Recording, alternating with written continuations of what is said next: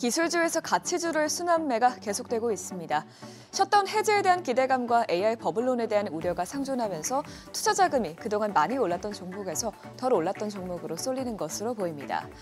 다만 시장의 폭이 개선되고 있다는 점은 호재인 것 같은데요. 이러한 변화가 향후 투자 심리에 어떤 영향을 미칠지 주목됩니다. 순환매 장세에 오늘도 다우지수가 3대 지수 중 가장 많이 올랐는데요. 다우지수는 오늘 0.68% 오르면서 사상 최고가 행진을 이어갔고요. S&P 500 지수도 0.06% 소폭 상승했습니다. 반면에 나스닥 지수만 홀로 0.26% 내림세 나타냈습니다. 시총 상위 종목은 등락이 혼재됐습니다. 그나마 반도체주들은 흐름이 괜찮았는데요. 엔비디아는 장중 2% 넘게 떨어지기도 했지만 장 막판으로 갈수록 저가 매수세가 들어오면서 0.33% 상승세로 거래를 마쳤습니다. 어제 AMD가 데이터 센터 시장 규모가 2030년까지 1조 달러 규모로 성장할 것이라고 밝히면서 AI 인프라에 대한 수요가 매우 강력하다는 점을 보여줬고 또 엔비디아 협력사인 폭스콘도 호실적을 기록하는 것이 모멘텀으로 작용한 것으로 보입니다. 다만 알파벳과 아마존은 1%대 약세를 이어간 채 거래를 마쳤습니다. 시총 6위부터도 보면 메타는 빅테크 기업 중 수익성 우려가 가장 큰 가운데 위스콘신 데이터 센터 건설에 10억 달러 이상 투자한다는 소식에 과잉 투자에 대한 우려가 불거지면서 3% 가까이 빠졌습니다. 또 테슬라는 전 세계적으로 판매량이 부진하게 나오고 있는데 이어서 돈나무 언니로 알려진 캐시 우드가 테슬라 주식 5,426주, 약 240만 달러 규모를 매도했다는 소식을 반영하면서 오늘 주가가 2% 넘게 내려갔습니다. 반면에 오늘도 헬스케어 업종이 강세를 보였는데요. 특히 일라이릴리는 시티그룹에서 목표 주가를 1,250달러에서 1,500달러로 대폭 상향 조정하면서 주가가 또 2.95% 뛰어 올랐습니다. 셧다운 해제가 초읽기에 들어가면서 앞으로 시장은 경제 데이터를 기반으로 추후 금리 경로에 대해서 전망할 텐데요.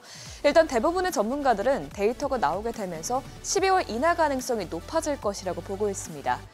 UBS는 경제 데이터가 나온 이후에 금리 인하가 확실시될 것이라면서 지금부터 2026년 초까지 2차례 더 금리가 내려갈 것이라고 언급했고요.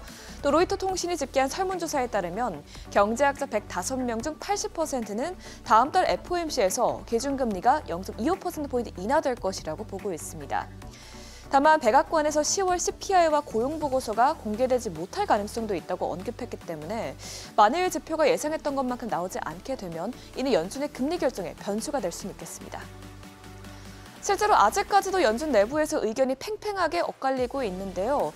연준의 비공식 대변인으로 알려진 닉 티미러스 기자도 어제 물가 상승과 고용 둔화를 두고 연준 내부적으로 의견차가 깊어지고 있다는 평가를 내놨습니다. 간밤에는 라파엘 보스틱 애틀랜타 연은 총재가 물가가 2%로 돌아가고 있다는 명확한 증거가 나올 때까지는 금리를 현재 수준으로 유지하는 것이 좋다고 밝혔는데요. 데이터가 점차 발표되면서 이 비둘기파와 매파 중에서 어느 쪽이 더 힘을 얻게 될지 주목해봐야겠습니다. 아직까지 이렇게 시장에 불확실성이 있는 상황이긴 하지만 그래도 증시 강세론에 대한 전망은 이어지고 있습니다. 단기적으로 야데니 리서치는 S&P 500 지수가 주가 수익 비율을 고려했을 때 연말까지 7천까지 오를 수 있다고 말했고요. 또 골드만삭스의 스콧 럼너 분석가도 현재 투자 포지션과 자금 흐름은 여전히 강세를 보이고 있다면서 연말 랠리가 늦어질 수 있지만 끝나지는 않았다고 평가했습니다. 역사적으로 셧다운 해제는 증시에 긍정적인데요. 1976년 이후 지난 20차례의 셧다운 기간 동안 S&P 500 지수는 셧다운 해제 이후 한 달 동안 평균적으로 1.2%, 3개월 동안은 평균적으로 2.9%의 상승률을 올렸습니다. 채권 시장은 어제 재앙군인의 날을 맞아 하루 쉬어간 가운데 하루 전에 나온 미국 민간 고용 둔화 지표를 반영하면서 하락했고요. 또 셧다운 해제 효과도 맞물리면서 하락세가 더 이어졌습니다. 간밤 10년물 금리가 0.04%포인트, 2년물 금리가 0.02%포인트 내렸습니다. 국제유가는 폭락했습니다. 석유 수출국 기구에 이어서 월간 보고서 발표가 나온 이후 유가가 급락세를 보인 건데요.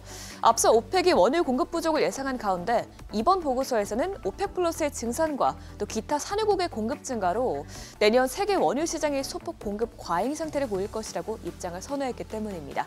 이에 WTI와 브렌트유는 각각 4.18%, 3.9%로 주저앉았습니다. 다만 이 영향에 국제금값은 강세를 보였습니다. 유가 급락으로 미국의 인플레이션 우려가 완화되면서 금리 인하 기대감이 커진 것이 금의 매력도를 높였는데요. 금 선물은 2% 넘게 오르면서 온스당 4,200달러 돌파했습니다. 지금까지 굿모닝 마켓이었습니다.